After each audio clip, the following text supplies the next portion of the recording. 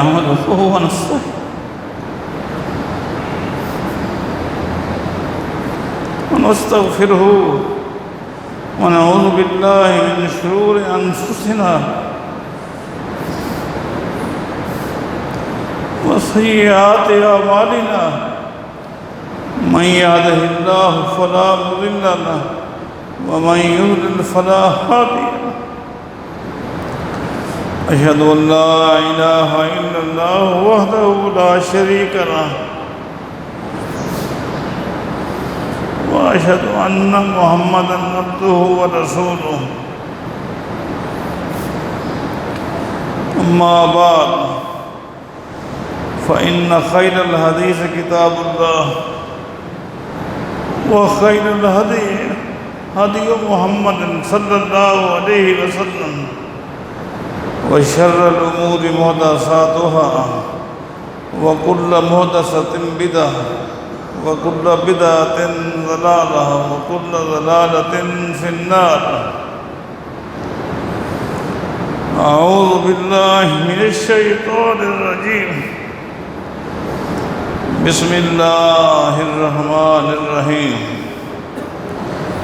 ومن يتق الله يجعل له مخرجا وَيَرْزُقْهُ مِنْ حَيْثُ لَا يَحْتَسِبُ. میرے بھائیوں، میرے دوستو، اللہ تعالیٰ کی طرف سے یہ کتنی بڑی آزمائش ہے، یہ کتنی بڑی آزمائش ہے کہ آج پوری دنیا کا نظام معطل ہو چکا ہے، پوری دنیا کا نظام معطل ہو چکا ہے. ہمیں سوچنا ہے یہ کتنا بڑا امتحان ہے. وَلَنَبْلُوَنَّكُمْ بِشَيْءٍ مِّنَ الْخَوْفِ وَالْجُوعِ وَنَقْصٍ مِّنَ الْأَمْوَالِ وَالْأَنفُسِ وَالثَّمَرَاتِ وَبَشِّرِ الصَّابِرِينَ. یہ ایک بہت بڑی آزمائش ہے. کس قدر اللہ تعالیٰ ہم سے ناراض ہے. ہمیں اپنے گناہوں کی معافی مانگنی ہوگی، کثرت کے ساتھ استغفار کرنا ہوگا. فَقُلْتُ اسْتَغْفِرُوا رَبَّكُمْ إِنَّهُ كَانَ غَفَّارًا يُرْسِلِ السَّمَاءَ عَلَيْكُمْ مِدْرَارًا وَيُمْدِدْكُمْ بِأَمْوَالٍ وَبَنِينَ وَيَجْعَلْ لَكُمْ جَنَّاتٍ وَيَجْعَلْ لَكُمْ أَنْهَارًا مَا لَكُمْ لَا تَرْجُونَ لِلَّهِ وَقَارًا. ہمیں استغفار کرنا ہوگا، اپنی غلطیوں کا اعتراف کرنا ہوگا، معافی مانگنی ہوگی، اپنی زندگیوں میں تبدیلیاں لانی ہوگی. میرے بھائیوں، مجھے آج 1 مہینے کے بعد اپنے اس مرکز جامع مسجد اہل حدیث رحمانی 11G نیو کراچی میں آ کر آپ چند ساتھیوں کو دیکھ کر تکلیف بھی ہوئی ہے، خوشی بھی ہوئی ہے.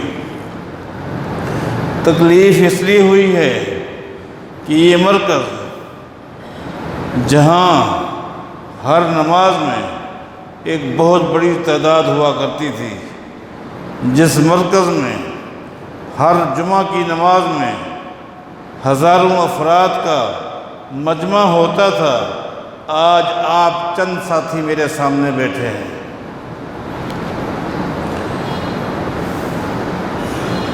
اللہ تعالیٰ ہم سے راضی ہو جائے، اللہ تو ہمیں معاف کر دے، تاکہ ہمارے ان مراکز کی جو رونقیں تھیں وہ بحال ہو جائیں. اور خوشی اس لیے ہوئی کہ چونکہ ہم پرامن لوگ ہیں، ہم نے آج تک کسی بھی قانون کو اپنے ہاتھ میں نہیں لیا. ہم عالمی سطح پر اسلامی ریاستوں کے سربراہان، اسی طرح پوری دنیا میں مسلمانوں کی مختلف تنظیموں اور اسی طرح دنیا میں اس وقت پائے جانے والے علماء محدثین اور مجتہدین کے فیصلوں کا احترام کرتے ہیں۔ ہم احترام کرنے والے لوگ ہیں، اور یہ بات ذہن نشین کر لیں کہ اس دور کے اندر پائے جانے والے محدثین مجتہدین کے فیصلوں کی حیثیت کیا ہے۔ نبی علیہ السلام نے فرمایا تھا لا تجتمع امتی علی الضلالہ، میری امت کبھی بھی گمراہی پر، غلط بات پر متفق نہیں ہو سکتی۔ پوری دنیا کے محدثین مجتہدین اہل علم کا فیصلہ، اس کا مطلب یہ اس کی بھی دین میں ایک حیثیت ہے۔ اس لیے ہمیں چاہیے ان حالات میں ہم نے اپنے گھروں کو کافی سمجھنا ہوگا، اپنے گھروں کے اندر رہ کر اللہ کو یاد کرنا ہوگا، نمازوں کا اہتمام کرنا ہوگا، تراویح کا اہتمام کرنا ہوگا۔ نبی علیہ السلام کی ایک حدیث ہے، اس حدیث میں نبی علیہ السلام نے ایک صحابی کو کچھ نصیحتیں فرمائی تھیں۔ ان میں سے ایک نصیحت یہ بھی فرمائی تھی وَلْيَسْعَكَ بَيْتُكَ، او بھائی جو تیرے حالات ہیں، جو مجھے معلوم ہے، تجھے چاہیے تو اپنے گھر کو کافی سمجھا کر، وَابْكِ عَلَىٰ خَطِيئَتِكَ، اپنے گناہوں کو یاد کر کے رویا کر۔ اس حدیث سے امام مالک جیسے امام محدث فقیہ اور مجتہد نے استدلالاً کیا کہا، ایک وقت آیا اور مدینے کی حالات کچھ پرخطر ہو گئے تھے، اور آپ کو پتہ ہے امام مالک رحمہ اللہ کا گھر مسجد نبوی کے ساتھ اتنا قریب تھا، اذان تو اذان ہے، بلکہ نماز جماعت کے لیے جب اقامت ہوتی، اقامت کی آواز بھی امام مالک کے گھر میں جاتی تھی، اقامت کی آواز بھی سنتے رہتے، لیکن گھر میں نماز پڑھتے۔ نبی علیہ السلام نے فرمایا تھا اگر حالات ایسے ہوں اپنے گھر کو کافی سمجھو۔ امام مالک جیسے محدث کا استدلال۔ اور بہت ساری شکلیں میرے بھائیوں ایسی ہوتی ہیں جن شکلوں میں بندہ اپنے گھروں میں رہ کر نمازیں پڑھتا ہے۔ اب آپ دیکھیں ایک معمولی سی شکل ہے، یہ تو ایک عالمی آزمائش ہے، عالمی۔ ایک بارش شروع ہوتی ہے ایک علاقے میں، بارش، تو نبی علیہ السلام نے فرمایا کہ مؤذن کو کہنا چاہیے صلو فی الرحال، الا صلو فی رحالکم، اعلان کرنا چاہیے اذان کے اندر کہ گھروں میں نماز پڑھو۔ یہ تو ایک عالمی آزمائش ہے، وہ تو بارش کے چند قطرے ہیں، فرمایا کہ نہیں، سکون کے ساتھ گھر میں نماز پڑھو۔ عبداللہ بن مسعود رضی اللہ تعالیٰ عنہ کے بارے آتا ہے جب وہ مسجد میں آتے اور دیکھتے کہ جماعت ہو چکی ہے، ساتھی ان کے ساتھ ہوتے، اپنے ساتھیوں کو لے کر گھر میں چلے جاتے اور وہیں اپنی مسجد گھر میں جماعت کے ساتھ فرض نماز پڑھتے تھے۔ یہ تو بعض شکل ہیں اور یہ تو اہم ترین شکل ہے۔ اس لیے ہمیں چاہیے اپنے گھروں میں نمازیں پڑھیں، گھر والوں کو ساتھ ملا کر اور نمازوں کا اہتمام کریں، اور اسی طرح تراویح کی نماز۔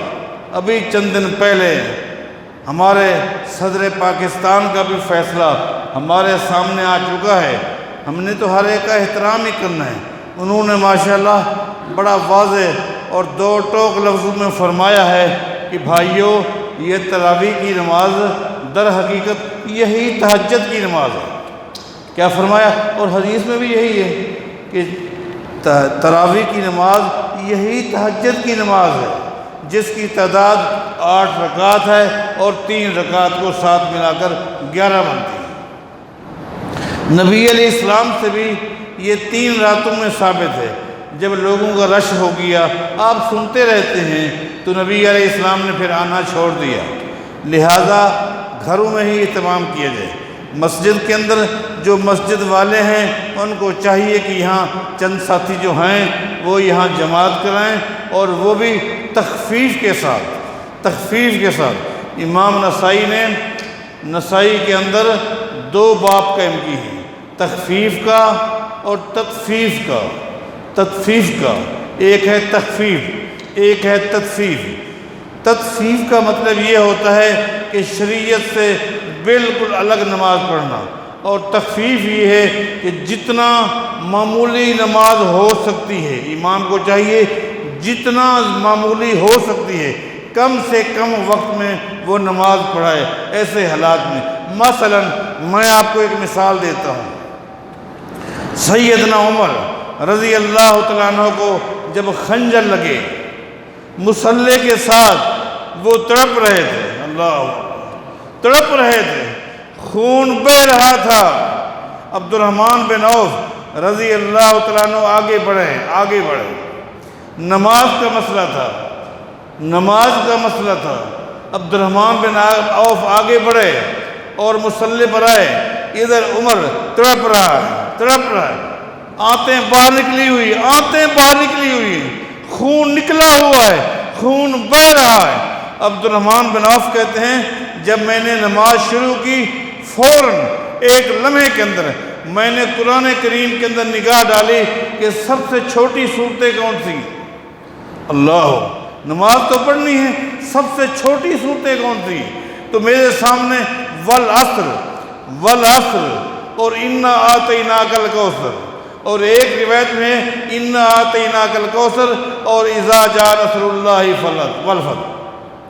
فرماتے ہیں میں نے وہی انہوں نے پڑھی تھی، اور بعد میں کہا تھا اگر ان سے چھوٹی صورتیں ہوتی تو میں وہی پڑھتا۔ اس لیے ائمہ کو بھی چاہیے جو مساجد میں نماز پڑھتے ہیں نا جی، اب لمبی قراتوں کا وقت نہیں ہے، اور مجھے تو آج تک کوئی ایک بھی حدیث ایسی نہیں ملی کہ رمضان میں تراویح کی شکل میں قرآن کریم مکمل پڑھا جائے، یا آدھا ضرور پڑھا جائے، یا 10 پارے ضرور پڑھے جائیں۔ مجھے تو آج تک کوئی حدیث نہیں ملی۔ ٹھیک ہے، حالات ہیں، آپ پڑھیں، 2 تکمیل کریں، 3 کریں، حالات ہیں۔ اب جو اس وقت کے حالات ہمارے سامنے ہیں، تو ائمہ کو بھی چاہیے کہ ان چیزوں کو ہٹ کر اور غور کرنا چاہیے، جتنا مختصر ہو سکے وہ نماز پڑھائیں، اور باقی دوستوں کو چاہیے اپنے گھروں میں اہتمام کریں۔ اب آپ بتائیں اگر گھروں کے اندر ایسے افراد موجود ہوں جو جمعہ کے 2 خطبے دے سکنے کی صلاحیت رکھتے ہوں، تو گھر کے افراد کو جمع کر کے ایسے حالات میں، کیونکہ یہ فیصلے چونکہ میں نے پہلے بتا دیا عالمی سطح پر محدثین مجتہدین کا ہے، کسی ایک شخص کا نہیں ہے، ان کی حیثیت ایک شرعی بن جاتی ہے، تو ان کو چاہیے اپنے گھروں میں ہی اہتمام کریں، اور جمعہ کی نماز بھی پڑھا سکتے ہیں، ظہر بھی پڑھ سکتے ہیں، جمعہ بھی پڑھا سکتے ہیں۔ ان کنڈیشنوں میں، ان حالات میں جمعہ کی نماز صرف مسجد کے لیے مخصوص نہیں ہے۔ سیدنا عمر رضی اللہ تعالیٰ عنہ سے پوچھا گیا تھا کہ مکے اور مدینے کے درمیان جب ہم سفر کرتے ہیں تو درمیان میں آبار ہیں، آبار بیر کی جمع ہے، اور بیر کہتے ہیں کنویں کو، جہاں سے جنگل میں بکریاں، بھیڑیں، اونٹ چرانے والے لوگ وہاں آتے ہیں اور اپنے جانوروں کو پانی پلاتے ہیں۔ مسافر گزرتے ہیں ان کنووں سے گزرتے ہیں اور وہاں سے پانی پلاتے ہیں۔ نہ وہ شہر کا نام ہے، نہ کسی گاؤں کا نام ہے، آبار خالی کنویں ہوتے ہیں۔ امیر عمر سے پوچھا گیا اگر ہم لوگ مکے سے مدینہ یا مدینے سے مکہ آئیں اور راستے میں جو آبار آتے ہیں، اگر کسی کنویں پر رک کر حالات کے مطابق ہم جمعہ کی نماز پڑھ سکتے ہیں؟ فرمایا جی ہاں پڑھ سکتے ہیں، اور پڑھنی چاہیے، بلکہ کیا فرمایا؟ پڑھنی چاہیے۔ تو ایسے حالات میں آپ اپنے بچوں کو ساتھ میں لے کر اگر صلاحیت رکھتے ہیں تو ٹھیک ہے، ورنہ ظہر کی نماز پڑھیں۔ اور میں اگلی بات آپ کو بتا دوں، ہمیں اصل مقصود اللہ کی رضا ہے۔ اگر ایک عورت یہ سمجھے کہ چند مخصوص دن جو میرے آتے ہیں جن میں نمازیں نہیں پڑھتی، میں بعد میں وہ نمازیں پڑھوں گی، میری نمازیں کیوں رہیں؟ ہر مہینے میرے ساتھ 7 دن کی کہانی ہے، میری تو زندگی کی بہت ساری نمازیں رہ گئی۔ اس جذبے کے اندر آ کر اگر وہ کہے میں تو بعد میں پوری پڑھوں گی، یہ اس کی زیادتی ہوگی۔ اللہ کے شریعت کے احکام کی قدر کرنی چاہیے، اس کو چاہیے کہ وہ اللہ کو راضی کرے۔ اس طرح ہم بھی چاہتے ہیں حالات ہوں، ہم مسجدوں میں آئیں، ایک ایک قدم پر ہمیں ثواب ملے، جماعت کے ساتھ یہاں نماز پڑھیں، لیکن عالمی حالات جو ہیں وہ پرفتن ہو چکے ہیں۔ شروع میں لگتا تھا کہ یہ آفت کسی ایک مخصوص علاقے میں ہے، اب صورتحال یہ پورے عالم کو اس آفت نے گھیر لیا ہے اور معاملہ بڑھتا جا رہا ہے، بڑھتا جا رہا ہے۔ اپنے گھروں میں بیٹھ کر جماعتوں کے ساتھ نمازیں پڑھو اور تخلیے، گھر میں تخلیے کے اندر روئیں، گھر والوں کو درس دیں، رونے کا درس دیں، اپنی غلطیوں کو اعتراف کروائیں، معافی مانگیں، اللہ کو راضی کرنے کی کوشش کریں۔ اے اللہ تو ہمیں معاف کر دے اور ہم سے راضی ہو جائے۔